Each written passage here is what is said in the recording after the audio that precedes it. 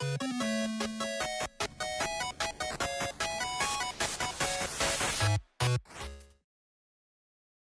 everyone, I'm Hoodie Angel Brandon, and welcome to another Abyssal Legendary Hero Battle. Today we are taking down the Queen of Bern, Guinivere, who is guarding the gold tropical garland. Pretty cute accessory, and this map was not terribly difficult, as has become the norm. It was more difficult because of the units I wanted to bring, rather than the map itself.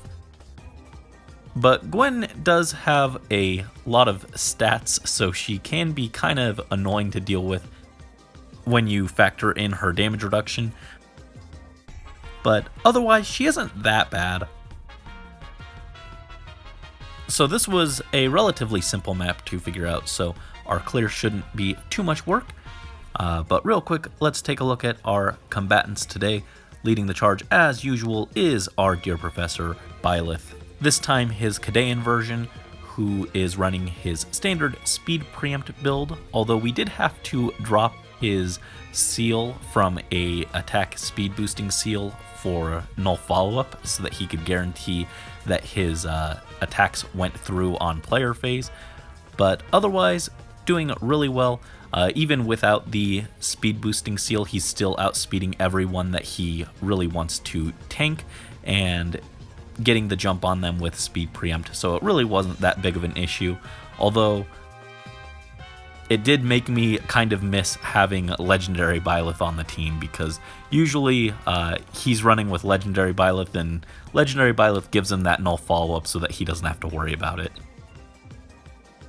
And he is joined by Klein, our sole Binding Blade rep. It just felt right to bring him along for this match, given that he comes from the same game as Guinivere, so he is just running his standard Brave Bow build, nothing too fancy, although he is running Speed Smoke so that he can debuff enemies for the rest of the team to follow up on.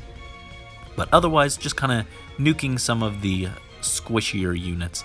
Definitely not the strongest nuke we could have brought, but he just felt right. And then we have Ninja Corrin, who is doing a lot of work on this map, just like Byleth. He is running his Gale Force build with some modifications. We had to drop attack speed push because he was actually chipping himself so low with all the work he was doing that he dropped out of range for the attack speed push and he wouldn't be able to get the boost anymore.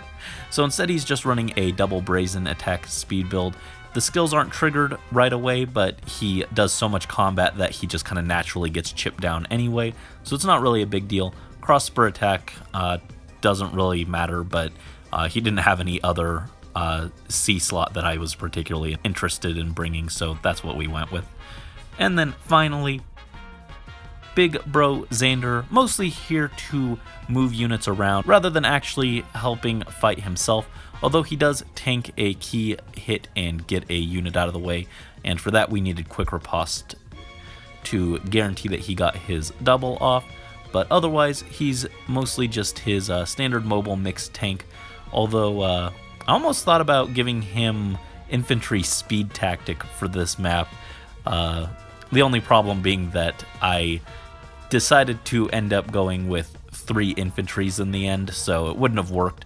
But it did make me consider that because he's fairly slow, so him being able to provide that support for his teammates could be pretty useful in the future. It's something I'll have to keep in mind, but yeah.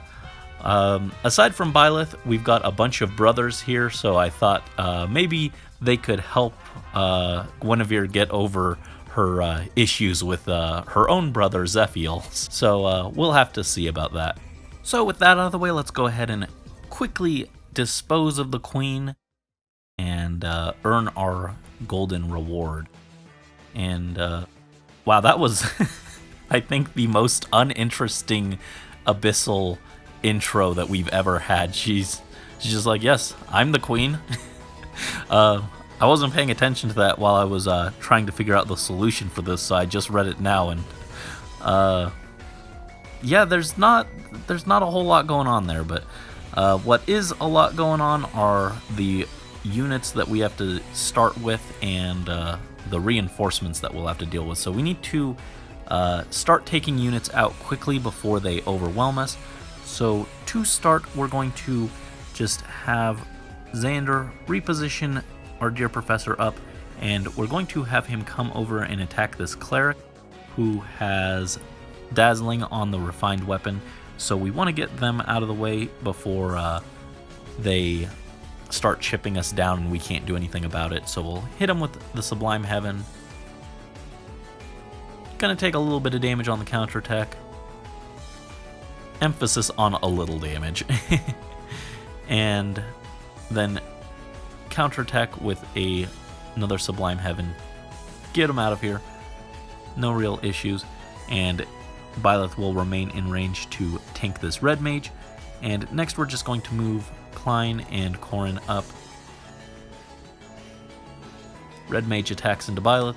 Speed preempt triggers, and we get the drop on him with Sublime Heaven. And wha-bam! Not enough to one-shot, but did a good chunk. Reduce some of that incoming damage. It was still a decent amount, considering we have weapon triangle advantage, but the second hit takes down the mage, no real problems, and Byleth is still pretty healthy thanks to attack speed finish, giving him some passive healing. So next we're going to move him down to bait out this bow fighter, and we're going to have Klein move in and attack the Manakete. Pretty bulky. Klein, not the strongest combatant, is only hitting for 27 each, but when you multiply that by 4, it adds up and takes him down. And now we're going to have Xander move in to tank this green bow. Don't want to deal with them with Byleth or anything, so Xander's a good option for that. And we'll just pass with Corrin. No need to move him right now. And because Xander is nearby Byleth to trigger his various effects, we are able to hit with the Sublime Heaven, do a good chunk of damage, and then survive this hit and counterattack with Sublime Heaven once more, and bam, down you go. If Xander wasn't near Byleth, then Byleth would have actually gone down there, but Big Brother is just such an inspiring force that he was able to survive. And then speaking of, Xander doubles that green bow on counterattack to take them out. Now we're going to have Byleth attack the Axe Fighter. Hit with 2 shots, take him down, and heal himself up again with the attack speed finish. Very nice for that passive sustain. And we want to get Xander away from the blue mage, so we're just going to move him back behind the professor. And now we're going to have Klein pull himself out of the way, and we're going to have Corrin attack the sword fighter. Chop. And chop again. And now we could attack, but instead we're just going to move down here and let them attack into us.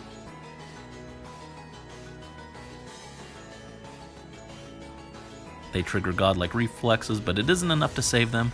Their reflexes were not quite good enough, and we take them down. And now, for this round, we just need to very simply get this blue mage out of the way before they start hitting our units. So we're going to have Klein take them out, drop the speed smoke, but it's not actually going to get used because we're not really close enough to do anything to Gwen right now. So we're going to just pull Klein back out of the way, move Xander down so that he's closer with these guys, and we're going to move our professor down so that he's still in range of the red cav to bait him out, but closer to the rest of the group to trigger his effects. Hit with the Sublime Heaven. Gonna take a little bit of damage on counterattack, but once again we double and finish him off.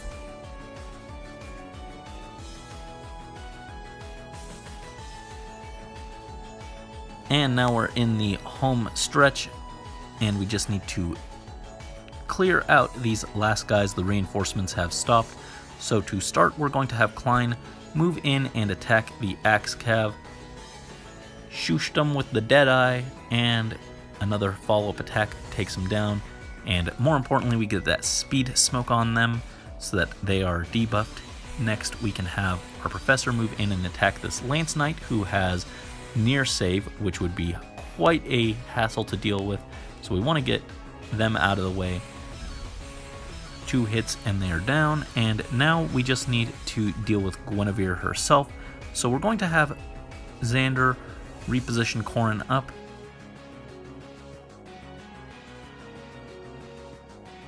And now we can move in and attack her twice. She's reducing a lot of that damage, so even though her defense is really low, she is able to survive.